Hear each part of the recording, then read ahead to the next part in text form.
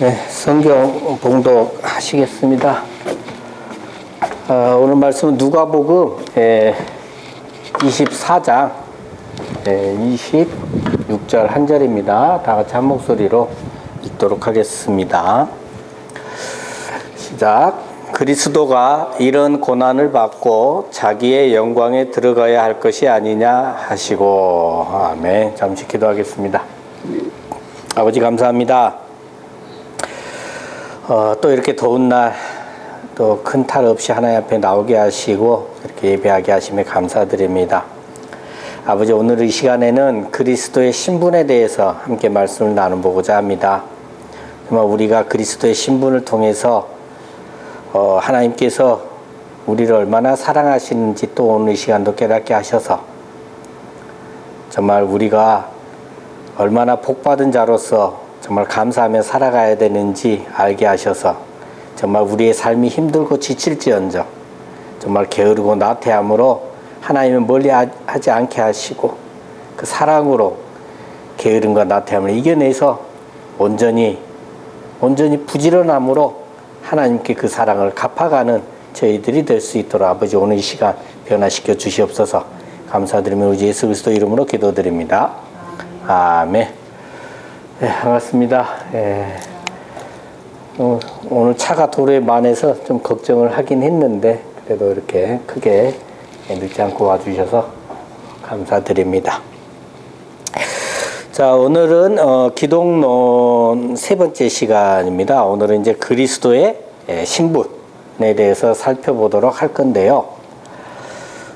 이 그리스도의 신분이라고 하는 것은 우리 이렇게 이제 그 사역의 문제와 관련이 있습니다.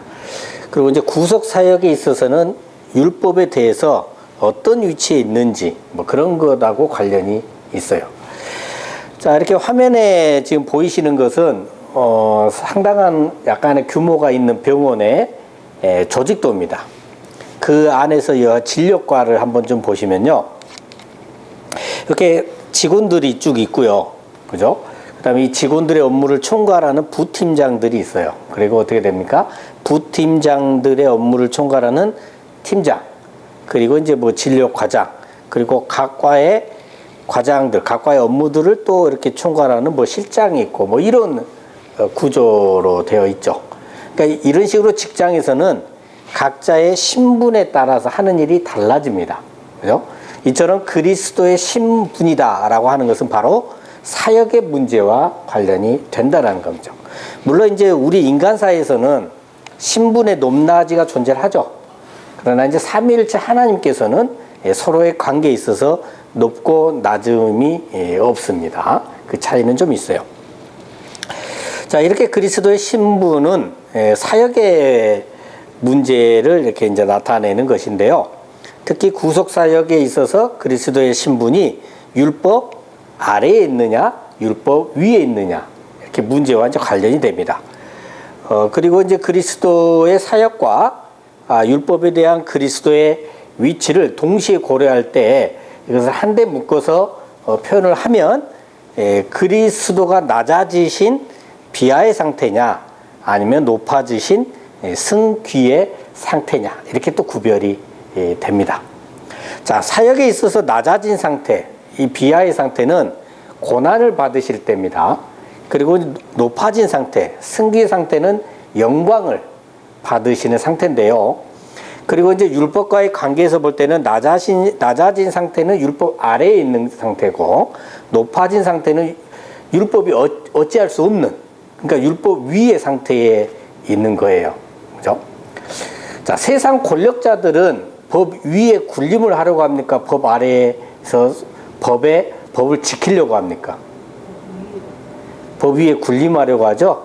예, 잠깐 드라마 한 장면이거든요. 그거 한번 보고 이어가겠습니다. 이거 뵙고 싶었습니다. 김영민 금융감독원장님. 반갑습니다. 서울중앙지검 김여검사입니다. 단도은행 관련 자료인데요. 문제가 많던데요. 은행을 감시해야 할 금감원이 외면한 결과겠죠. 그래서 날 잡기라도 하겠다는 건가? 아니요. 어떻게 일개 검사가 원장님을 잡을 수 있겠습니까? 알면 공소에 허리 굽히고 나가. 그럼 없단 일로 보죠. 지금 누가 누구를 잘못했죠? 이 검사한테 니깎게 날 잡을 수 있을 것 같냐? 뭐 이런 식이잖아요. 예. 그냥 권력이 있으면 법을 무시할 수 있다 이렇게 생각을 하면서 법 위에 군림을 하려고 합니다. 자, 그럼 하나님께서도 전지전능하시고 만물의 주인이시니까 이처럼 마음대로 법 위에 군림을 하시는 것일까요? 응? 율법의 제한을 받지 않으시잖아요. 그죠? 예. 근데 공의의 하나님께서는 절대로 그렇지 않으십니다.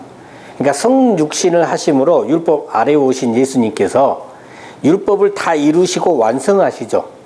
그러니까 율법을 다 완성하셨기 때문에 더 이상 율법이 예수님을 어찌할 수 없는 겁니다. 율법을 다 완성하심으로 율법 위에 있으신 것이죠. 얼마 전에 제가 시험을 봤잖아요. 예. 그죠? 그래서 회사에서 퇴근만 하면요, 얼른 씻어요. 5분 만에 씻어버립니다. 남자들은 그렇게 빨리 씻을 수 있어요. 손만 빠르면. 씻고 밥도 후다닥 해주고요. 바로 공부를 시작을 해요. 그리고 이제 주말이 되면은 쉬는 날 놀기는커녕 하루에 뭐 14시간, 심할 때는 16시간, 이렇게 주구장창 공부만 했거든요. 그래서 이제 시험날이 돼서 시험도 보고 면접도 봤고요.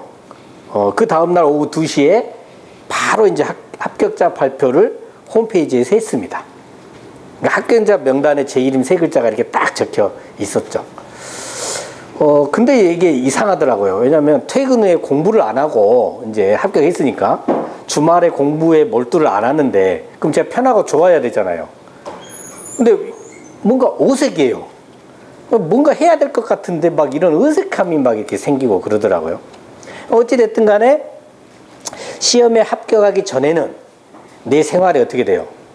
그 시험에 완전히 얽매여서 살았잖아요. 근데 합격하고 나니까 어떻게 됩니까? 이제 더 이상 시험에 얽매이지 않고 완전한 해방이 왔습니다. 그죠? 그러니까 이것처럼 율법 아래로 오신 예수님께서 율법을 다 이루시고 완성하셨잖아요. 그러니까 율법을 다 완성하셨으니까 율법에서 뭐가 되는 거예요? 해방이 됩니다. 그럼 우리도 그리스도 안에 들어가니까 뭐가 돼요?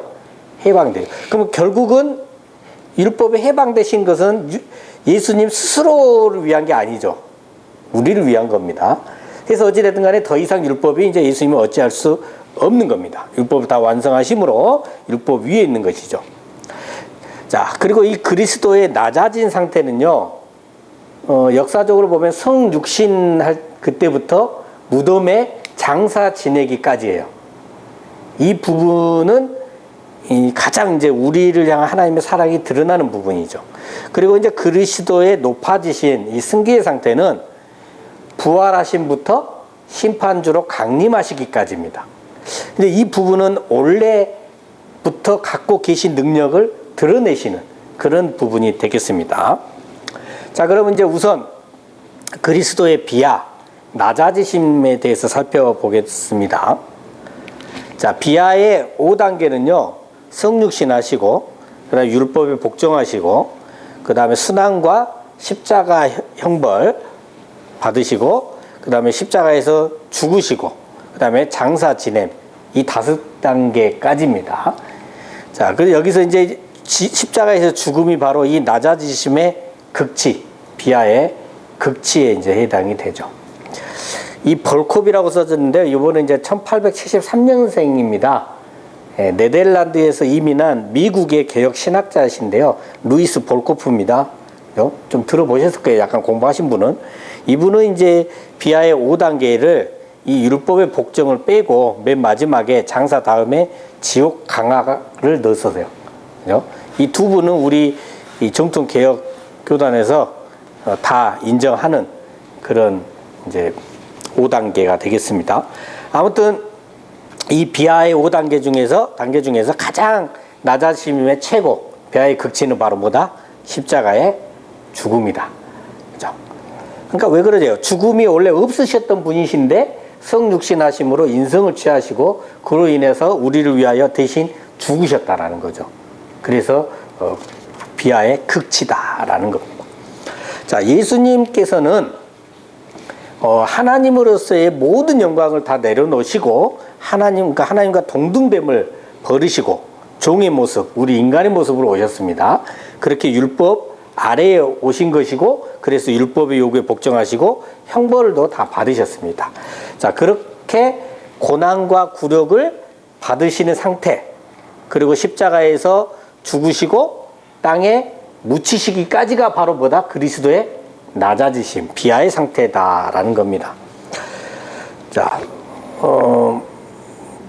순서대로 하나씩 쪼개서 좀 보면요. 먼저 성육신인데요. 성육신은 이제 참 하나님께서 인간이 되신 것이죠. 그죠? 예. 이것이 사실은 어마어마 하나님께는 수치와 굴욕이에요. 수치와 굴욕. 자, 화면에 보이는 그림은 뭐예요?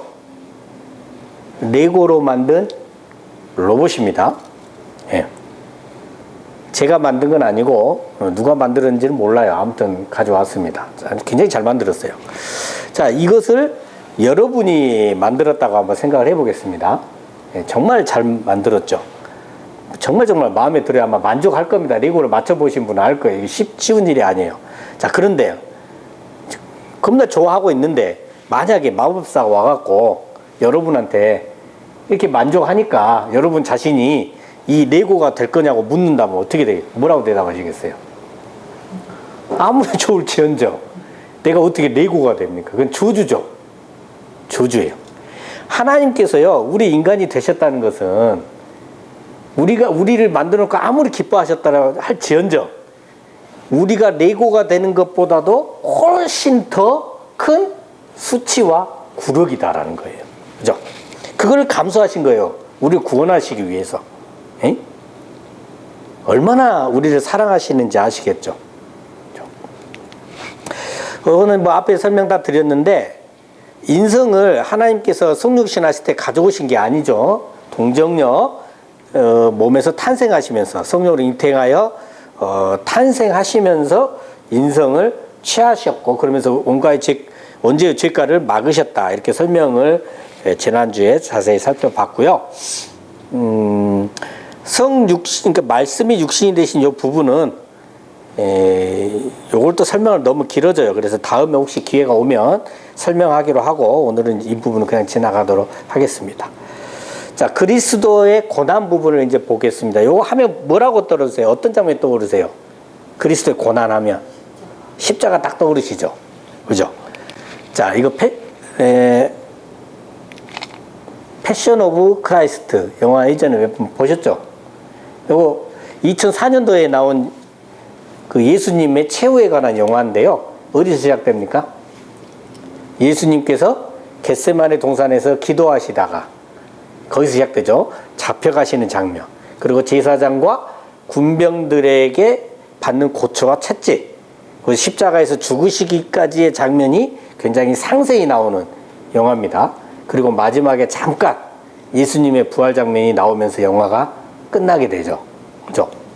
자, 우리는요, 그리스도의 고난하면 이 영화의 범위처럼 자칫 예수님께서 겟세마네 동산에서부터 잡히신 다음에 고초를 당하시고 십자가에서 죽으시기까지만을 고난이라고 생각할 수가 있습니다. 근데 아까 뭐라 그랬어요? 예수님이 인간이 되는 것 자체가 수치요? 굴욕이다. 예.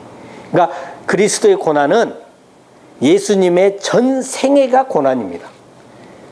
죄가 없으신 예수님께서 인간의 몸을 갖고 태어나시고 사탄으로부터 끊임없는 시험을 받으시고 율법 아래 놓여서 율법을 완성해 가시는 그 전 생애가 바로 고난 그 자체였다라는 거죠. 게다가 십자가에서 죽으실 때는 잠시나마 하나님과의 사랑의 교제에서 분리되셨어요. 예수님께서 십자가에서 죽으시기 직전에 크게 외치신 말이 뭐예요? 엘리 엘리 라마 사박다니. 아버지여 아버지여 왜 나를 버리시나이까. 그러니까 우리를 대신해서 하나님 아버지의 저주의 대상이 되셔야 되기 때문에 잠시 하나님 아버지의 사랑의 교제에서 분리가 되신 거죠. 그렇게 십자가에서 죽으셨고 3일간 장사가 되셨습니다. 예수님께서 맛보신 죽음은 어떤 것일까요? 육적인 죽음 맞죠? 영적인 죽음도 하나님과 분리돼서 맞아요. 영원한 죽음까지도 다 맛보셨어요. 그래서 볼거푸는 아까 지옥 강하라고 표현하고 있잖아요. 그죠? 예수님께서는 육적인 죽음은 물론 하나님과의 사랑의 교제에서 분리됨으로 영적인 죽음도 맛보셨고 우리를 대신해서 영원한 죽음도 맛보셨어요. 우리는 여기까지 맛보면 끝나버리는 거잖아요. 근데 예수님은 참 하나님이십니다. 그래서 부활을 하실 수 있었던 것이죠. 자, 이렇게 부활하신 그리스도께서는 이제 높아지시죠. 승귀죠. 자, 이제 그리스도의 승귀에 대해서 살펴보도록 하겠습니다. 비하가 굴욕적이었습니다. 그럼 승귀는 뭐예요?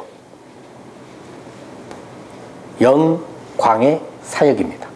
승귀는 부활부터 심판주로 강림하시기까지가 높아지신 상태입니다. 승귀의 4단계는 부활하고 하늘로 승천하시고 하나님 우편에 앉으시고 그 다음에 다시 심판주로 재림하시는 여기까지가 영광을 받으시는 그 4단계고요. 특히 세 번째에 있는 이 하나님 우편에 앉으시는 자리는요. 이 자리는 영광의 자리긴 맞습니다만은 영광의 자리라기보다는 사역의 자리예요. 사역의 자리. 예. 그래서 하나님 우편에 앉아 계시면서 계속해서 교회를 다스리시고 성령을 보내심으로 성령을 통해 계속 이렇게 사역을 이어가시다가 마지막에 재림하셔서 심판하시는 것입니다. 자, 먼저 승귀의 첫 번째 단계인 부활부터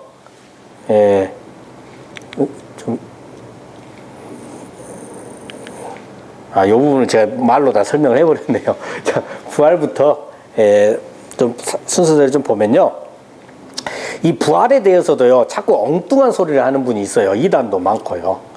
부활에 보면요, 이 육체도 있고 영도 있는 그보다 훨씬 더 높은 차원의 완전한 몸의 부활입니다. 그죠? 그리고 중요한 것은 뭐냐면, 잠자는 자들의 뭐예요? 첫 열매가 되셨다는 거예요. 그리고 골로새서 1장 18절과 계시록 1장 5절에 보면 죽은 자들 가운데서 먼저 나셨다. 나시니다 이렇게요. 자, 죽은 자들 가운데서 먼저 나시니 첫 열매. 이 말은 뭐예요? 다음에 또 죽은 자들 가운데서 일어나는 이가 있다. 그죠? 그 첫 열매니까 뭐예요? 그럼 다음 열매들도 있다. 이 말입니다. 그래서 우리도 뭐한다? 부활한다. 예. 부활을 구속사적으로 볼 때 그리스도가 모든 율법을 다 그 요구를 다 이루셨고 하나님의 아버지의 의가 되셨어요. 다 이루심으로.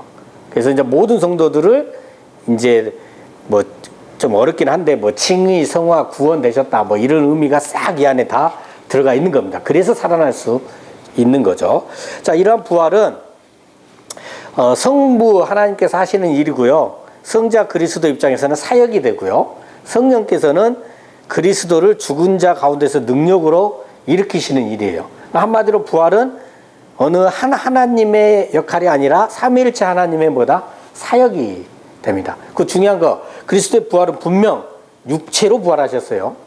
이단들은요, 그러니까 부활을 부인하는 자들은 부활의 육체가 없다고 얘기를 합니다. 오늘날에도 그래요. 그러니까 육체가 있는 것처럼 보일 뿐이라는 거예요. 요즘 과학이 발달하니까 홀로그램 아세요? 홀로그램? 그 기술 계속 연구하잖아요. 그러면 예를 들어서 유명한 연예인이 공연을 한다.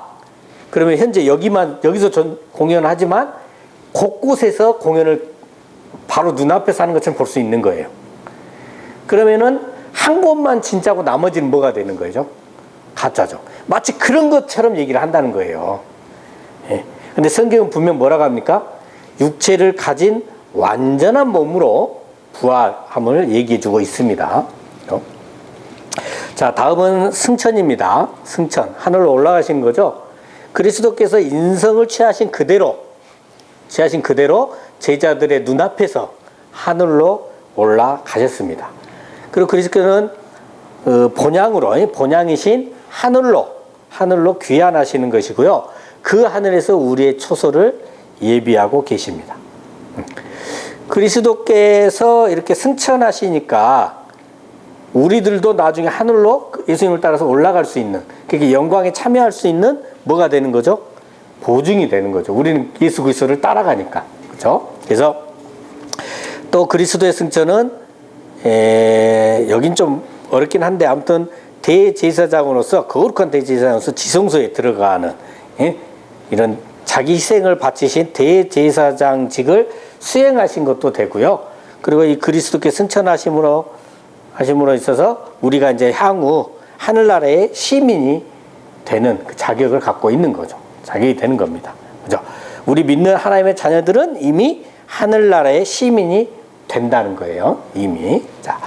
자, 이러한 그리스도의 승천은 원래 신성이 있으신 하나님께서 성육신 하심으로 인성을 취하셨잖아요.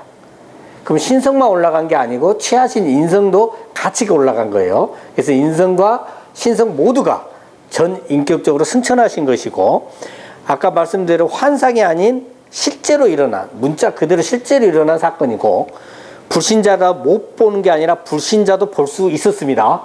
불신자도 볼 수 있었고, 실제로 땅에 있던 예수님께서 하늘로 이동해진 장소의 이동입니다. 실제로 일어난 사건이다.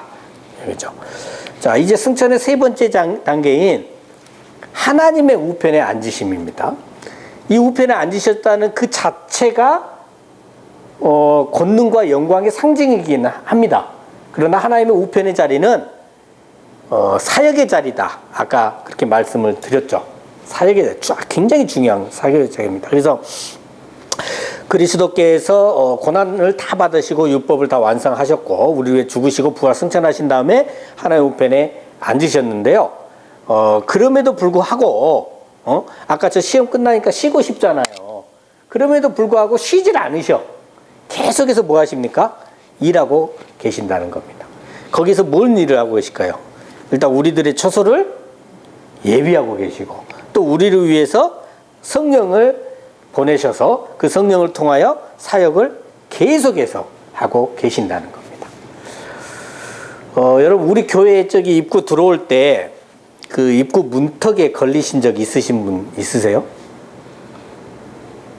저는 한 번도 없어요. 문턱 높이가 보니까 대충 아까 보니까 한 3cm 정도? 높지 않아요. 근데 교회 문턱이 이상하게 높죠? 쉽게 넘어오지 못하잖아요. 이게 한 분 한 분 전도 한번 해보시면 맨날 하는 말이 뭐예요? 나온다 그러죠? 나온다. 그렇게 대답은 하고 쉽게 못 나와요. 네. 그럼 또 우리는 어떤가 한번 생각을 한번 해볼까요? 우리는 젊은 분들이 특히 그러는데 이상하게 주일 전날이면 꼭 약속이 생깁니다. 그러면 새벽까지 또 놀아. 일찍 들어야지. 뭘 일찍 또 들어와요. 또 놀다 보면 새벽까지 놉니다. 네, 저도 예전에 그랬었어요. 그럼 또 피곤해요. 피곤한 척 교회를 또 가야 돼. 예. 그러니까 또 어떤 마음이 들어요? 몸이 피곤한데 또 가기 싫어지죠, 이제 또 이게. 예. 그리고 또 어떤 경우가 있냐면 아무런 이유가 없이 이상하게 주일만 되면 또 교회 가기가 싫어져요. 예. 교회 문턱이라는 게, 참 이렇게 어렵더라고요. 어려워요. 예배 참여하는 게 그렇게 쉽지 않습니다, 생각보다. 예전에 이제 제 친구하고 함께 이렇게 토요일이면 전도하러 다니자고 계획도 세우고 이렇게 만나기로 약속을 합니다. 근데 이게 또 전도하기로 한 그 당일 날이 딱 되잖아요.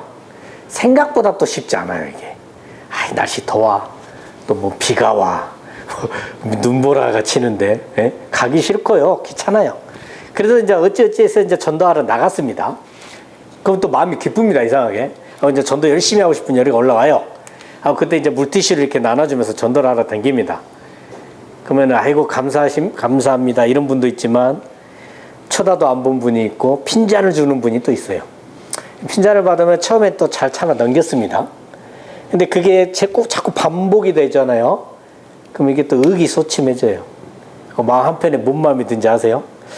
뭐 이런 전도 별로 효과도 없는 것 같고 돌아다녀봐도 뭐 한 분도 안 오고 막 집에서 오랜만에 늦잠이나 잘까 하는 이런 육신적 생각이 또 올라옵니다.